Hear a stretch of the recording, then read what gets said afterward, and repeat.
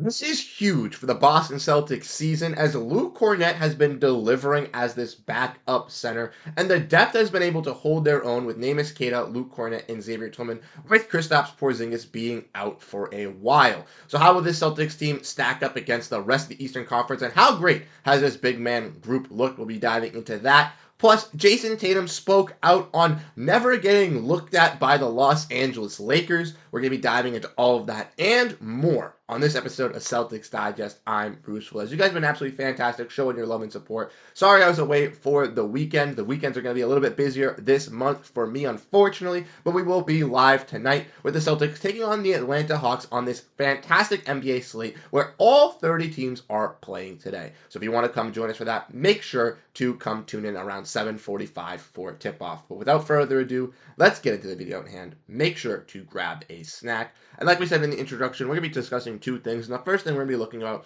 is Jayson Tatum speaking about draft night. And he was on the recent podcast with Jeff Teague.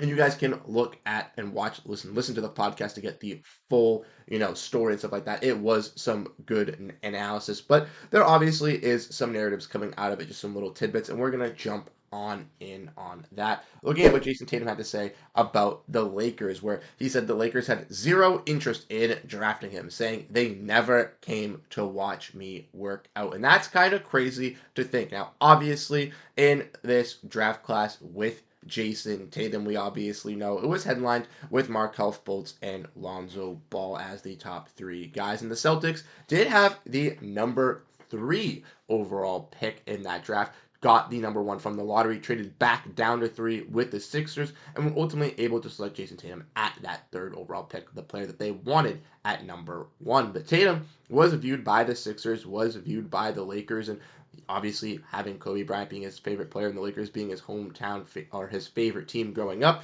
you would think obviously he would want to play there, want to get looked out by there, but the Lakers obviously had no interest. They obviously had their set sight on Lonzo Ball, and unfortunately for Lonzo Ball, he never got to live up to those standards in LA or really much in the NBA, as he's been dealing with some injuries through the last couple of seasons. We've obviously seen Lonzo Ball being able to come back this season a little bit, have some rejuvenation. Even though he is out for the foreseeable future, we do hope that he will be back this season ready to go and still be able to make some noise and bouncing back his career. But that's not the talk.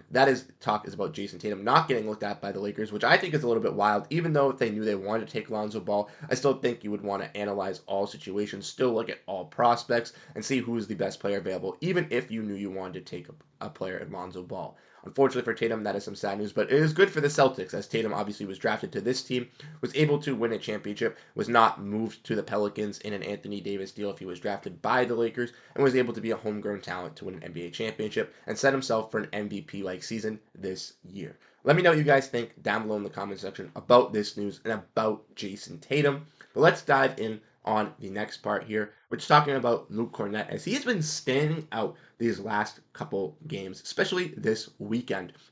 Similarly, on Saturday, when the Celtics took on the Charlotte Hornets in that doubleheader, the Celtics were able to secure both of those games, coming away with back-to-back victories. Even though it was a little bit closer on Friday's contest, the Celtics were able to come away with 2 wins, and that's good. Taking a team in the Hornets, who obviously had the Celtics' old assistant head coach in Charles Lee over there, bringing some new culture. You definitely want to be able to beat down a team that is young and exciting, but also maybe could steal a game and get some life off of stealing a game from a top-tier team. The Celtics already had gotten one of those games stolen away from them this week when they played the Indiana Pacers in a game where they came back but lost in overtime. So they were motivated and fueled this weekend to finish the job, and they definitely got that done. But Luke Kornet is the player I want to be talking about and discussing today, because he has really blossomed in the Celtics rotation. And after last season, with even myself including saying at the beginning of the year that I didn't want Luke Kornet and that other players should start over him, I have decided to turn my leaf on Luke Kornet ever since then, and it has been encouraging the Luke Kornet play since last season, ever since he started to turn it around. And I've been seeing the light with Luke Kornet on this Celtics team, and he has been very, very spectacular and special within this unit. Like I said, with Kristaps Porzingis being out for this Celtics team until at least December, the Celtics have to utilize this big man group. And with having players in Al Horford sitting out in back-to-backs, Horford had to take the rest on Friday night and gear up for Saturday to play, where Luke Kornet Obviously, he's going to be playing in both of those games. For going into back-to-backs, players like Kornet, Queta, and Tillman will see extended action, will see extended run in these earlier games, and will have to be more ready to go, ready to step up and be part of that,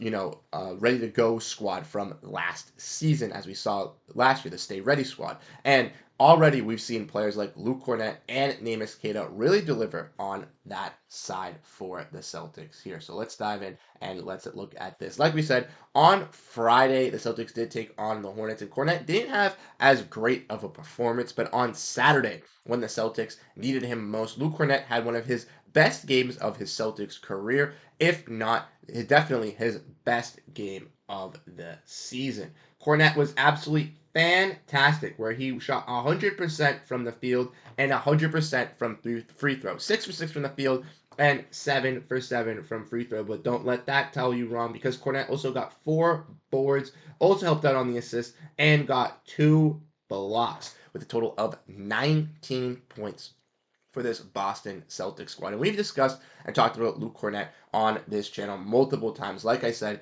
Joe Mazzulla and Brad Stevens really trust Luke Kornet, as he is a center that kind of does it all but knows all the intangibles. He's a player that's just going to go out there, grab rebounds, make the smart pass, make the smart read, make the smart play, and not be a selfish center at all. He's not looking to go out there and get his points or get his bag. Obviously, if teams are going to sag off of him, or obviously if teams are going to let him be able to back them down or score on him, he's going to take that advantage. But Kornet is going to be a player that is going to find the stars first. He's going to look for Tatum, he's going to look for Jaylen Brown, but he's also going to clean up after those players as well. If they miss a jump shot, he's going to be on the boards trying to get that offensive rebound. And if he doesn't put it back up, he's kicking the basketball back out to the three-point line for the Celtics to get another three-point opportunity, which we know they are very lethal from this season and have been with Joe Mazzulla. We obviously know Luke Kornet has really stepped up as well on the offensive rebounding side of things as well. In the game versus the Pacers on Thursday, which the Celtics, or Wednesday, where the Celtics did unfortunately lose, Luke Kornet was absolutely fantastic in that game as well,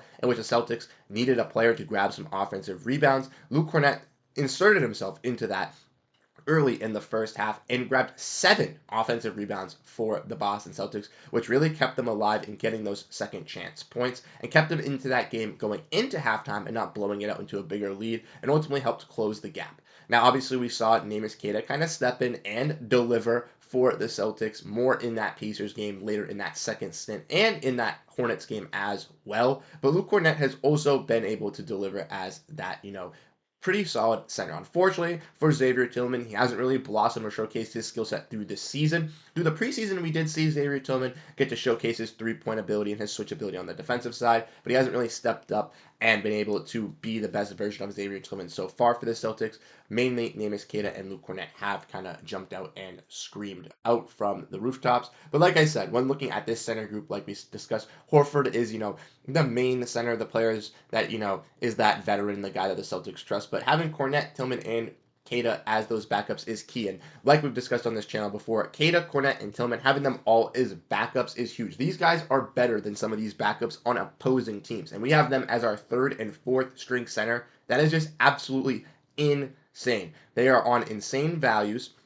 And it's great from the Celtics front office perspective, because they get to keep all these players and get to see them develop for the future. As we all know, the Celtics team is going to get older. It is going to get more expensive. It is going to lose players in the next couple of seasons, regardless of trades or extensions. We've already seen some teams with the second aprons have to do this. So the Celtics having some of these younger replacements, guys like Neemias Queta, who could be a Robert Williams replacement, a guy like Luke Kornet, who's a solid passing big and rebounder, who can realistically fit in with these starters like we saw with the preseason and with the regular season as a starting big with some of these guys, and seemingly transition and still do the role of what Horford and Porzingis can do. Maybe not at that stratosphere, but can still be and do what they present on the court. A shot blocker, a rim protector, and a big that can score in the post. Like I said, Kornet has been very, very solid and has really turned the leaf not on just me throughout last season, but of a lot of other fans as well. So let me know what you guys think down below in the comment section on Luke Kornet, the Boston Celtics, and how this team has really been performing over this last couple weeks. Like I said,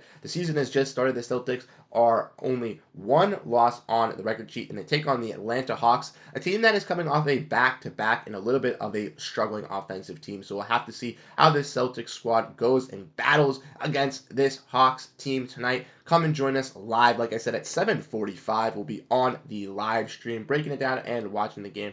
Will be a fantastic time. Like I said, you guys have been absolutely fantastic, showing your love and support on the channel. Godfrey and I are super, super appreciative, and we can't wait for you guys to see the more content that we make throughout the entire season. So if you do enjoy it, make sure to hit the like button, make sure to hit the subscribe button, and I'll catch you guys in the next video. Have a great rest of your day, and go Boston Celtics.